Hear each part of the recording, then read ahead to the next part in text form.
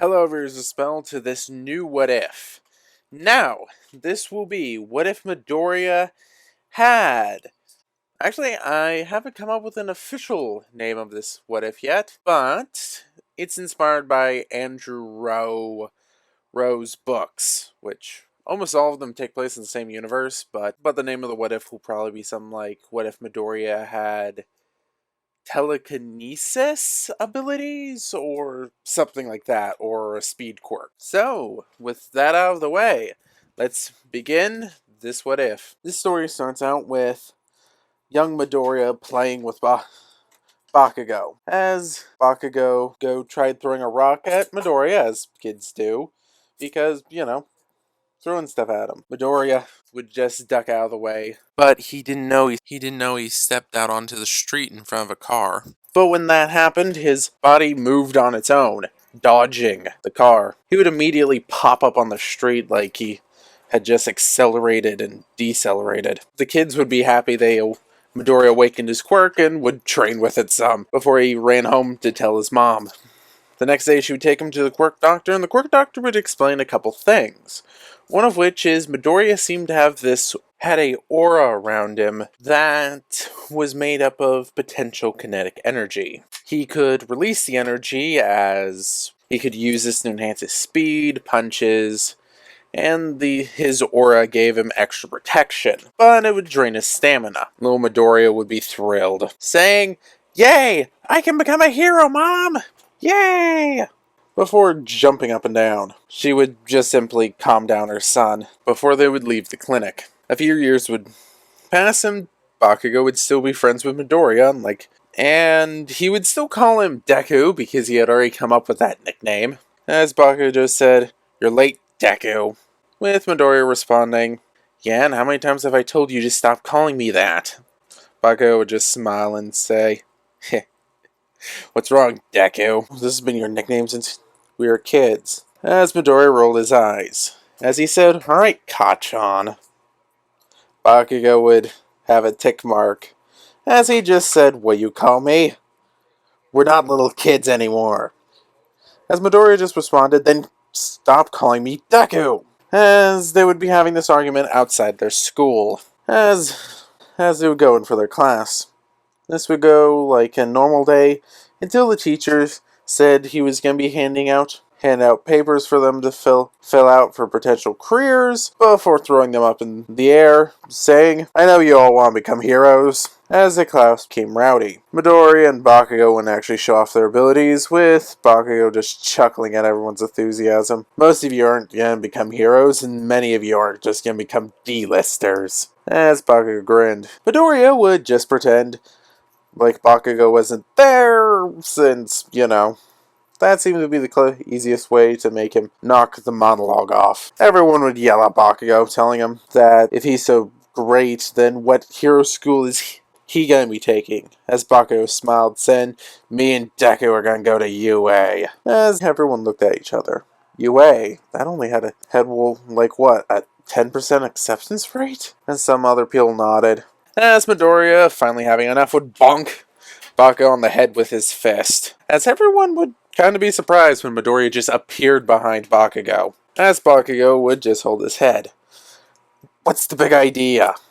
As Midoriya would just say, "The entrance exam isn't even for another what? The entrance exam isn't even for another whole year. What's got you all in a ruffle?" As they would begin to argue before the teacher just said, "Alright, you two sit down before I have to send you to the principal's office." Bakugo would just grunt and the day would go like normal. As once class was over, Bakugo would ask Midoriya if he wanted to hang out with him and the guys. Midoriya said no, he was gonna head home and do some more studying on his quirk. Bakugo would just roll his eyes, saying that he has almost complete mastery of his quirk so far. And besides, it's not quite like any other quirk that they've ever heard of. Midoriya would nod and say that he's actually wondering if it's similar to All Might's. Bakugo would nod, but say he doubts All Might has what are you calling it? A shroud? As Midoriya says, he is very durable. But they would part ways. But as Midoriya would go home, he would try to take a shortcut under an overpass. as a large slime monster would pop out of the sewer. As Midoriya would turn around, the slime monster would go up behind him and say, "Hey kid, I'm just gonna go ahead and steal your body." As Midoriya looked at him, before immediately hopping back and disappearing, appearing 10 feet away. As Midoriya just said, "Wow, that sounds like you should be on a watch list." As the slime monster just went for Midoriya again. As Midoriya kicked it away, saying, "You also shouldn't just attack random people before you know what their quirks are." As Midoriya delivered a punch to the monster would just chuckle before a hole blasted in him. As the monster was shocked, saying, "What are you, kid?" Midoriya would actually explain his quirk, saying that, "Yeah, I just imbue energy into my fist and I punch. I can also do that with my speed. In fact, I can speed up and stop on a dime without any hindrance to my body." As the sludge monster, knowing All Might would be not too far behind him, would make a dash for Midoriya before Midoriya would disappear, showing up behind him and delivering an axe kick. As the sludge monster would be split in two. As Midoriya would just say that he liked the warm-up, but he's got to get going. After all, even though it was technically in self-defense, Midoriya didn't want to get in trouble. As the sewer grate would explode open, as Midoriya would change his attention away from the reforming sludge monster and towards the grate, as All Might would appear. As he said, "I am here. Now, come quietly," as he saw Midoriya and the guy. "So, young man, are you with this monster?" As Midoriya just said, "No, I'm not with the creep. He tried grabbing me and, I guess possessing me? I have no idea." As All Might would just shrug as he punched the sludge villain, obliterating him. As Midoriya realized, hey, that's a lot like my technique. Huh. He must be some type of telekinesis too, similar to mine. As Midoriya would ask All Might for his autograph, and All Might would oblige. Midoriya would also help collect the sludge villain and put it in the bottles. But right after Midoriya put the sludge villain in the bottles, Midoriya noticed that All Might started steaming. He even coughed and looked into his hand. As Midoriya thought he saw a crack in All Might's image. As he thought he saw the hint of a grimace. All Might would quickly telling Midoriya that with a quirk like his, he will make a fine hero. Before jumping away. Midoriya would ask what that was about. Given, All Might's weird behavior, but wouldn't do much for it. He would later tell Bakugo, and Bakugo would be jealous. He wanted All Might's autograph too. As Midoriya just showed that he had also asked All Might for two. As Bakugo would simply say, "I'm not going to take your hand-me-down." As Midoriya shrugged.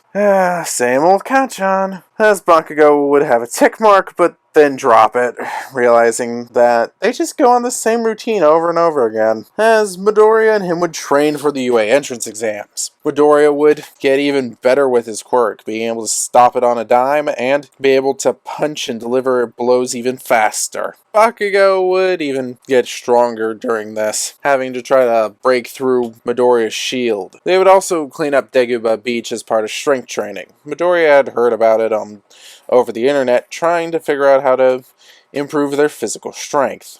Okay, so that's where I'm going to leave it off. This is my first new What If in a little bit, and I'll be making 1 or 2 parts of this, seeing how they do, and then seeing if I should continue them or not.